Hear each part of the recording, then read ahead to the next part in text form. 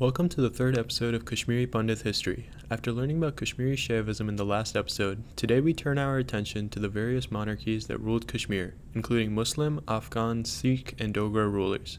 Namaskar, Myun Nav cha Nakul. My name is Nakul, and I'm an undergraduate student studying in the U.S. I'm grateful to have the opportunity to present this information regarding the historical rulers of Kashmir to you today. First, it is important to define what Kashmir is, since its boundaries have changed over time. Historically, Kashmir referred to the Valley of Kashmir, but today it includes the Indian-administered state of Jammu and Kashmir, the Pakistan-administered territories of Azad Kashmir and Gilgit-Baltistan, and the Chinese-administered regions of Aksai Chin and the Trans-Karakoram Tract. The Valley of Kashmir itself has a storied history. According to the Rajatarangani, written by the historian Kalhana, it is believed to have formerly been a large lake, which was drained by the great sage Kashyapa, who cut a gap in the hills of Baramulla. During the first millennium, Kashmir was known for its acclaimed Hindu and Buddhist scholars. This was the land from which, during the 9th century, Shaivism originated. For more information on Kashmiri Shaivism, feel free to go back and watch the second episode of Kashmiri Pandit History. Kashmir was home to sages such as Abhinavagupta and Vasugupta, some of India's greatest mystics.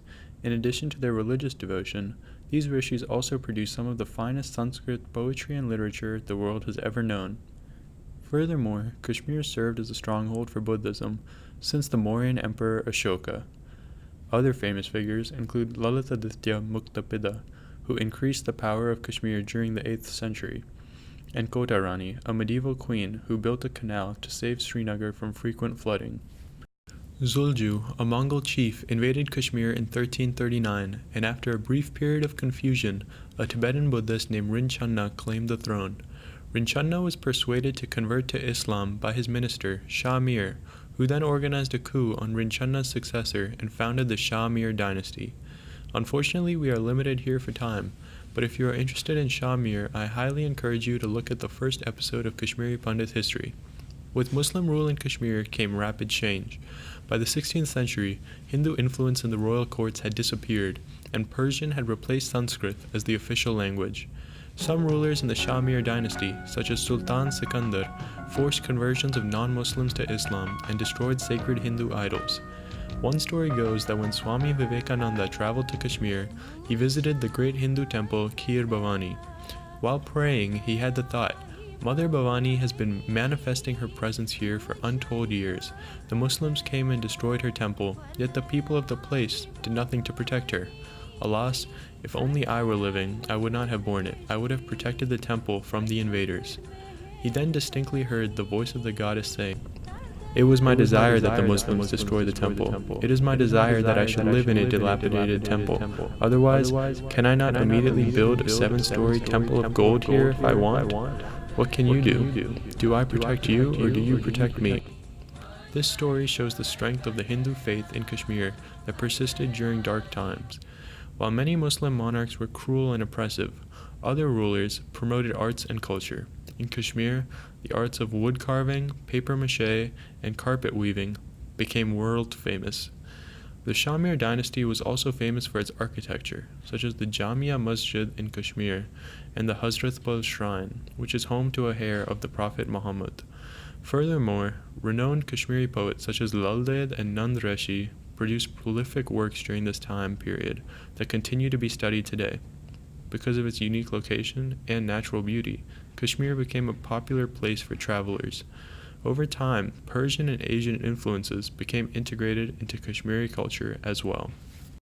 The Mughal general Mirza Muhammad Haidar Duglat, a member of the ruling family in Kashgar, invaded Kashmir in 1540 on behalf of Emperor Humayun. This was the beginning of Mughal rule in Kashmir.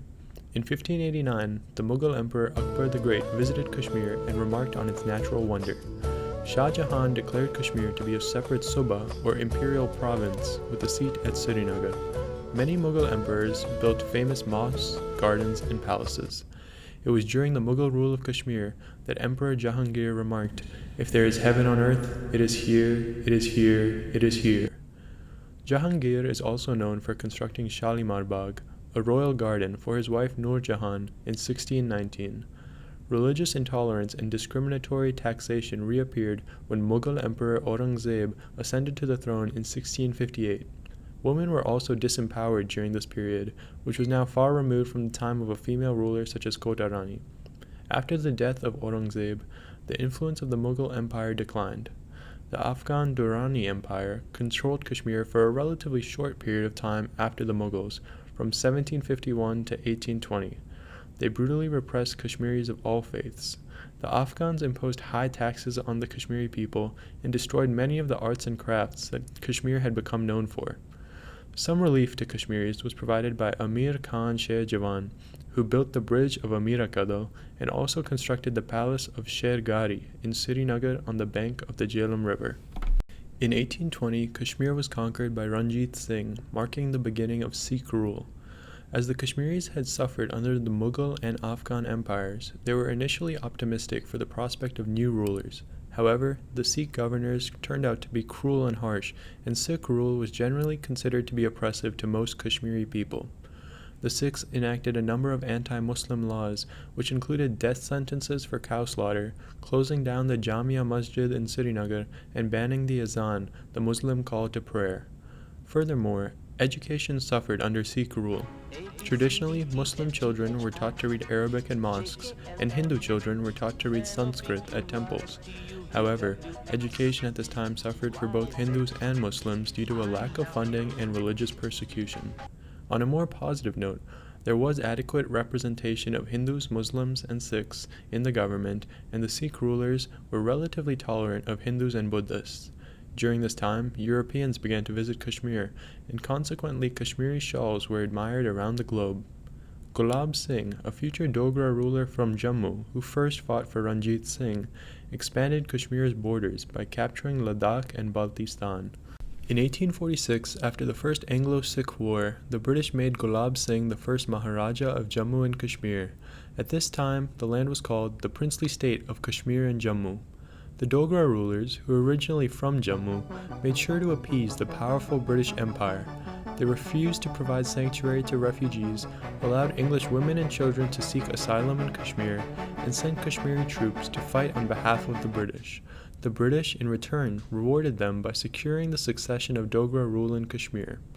Despite being in the majority, Muslims suffered under Hindu rule in the form of high taxes, unpaid labor, and discriminatory laws.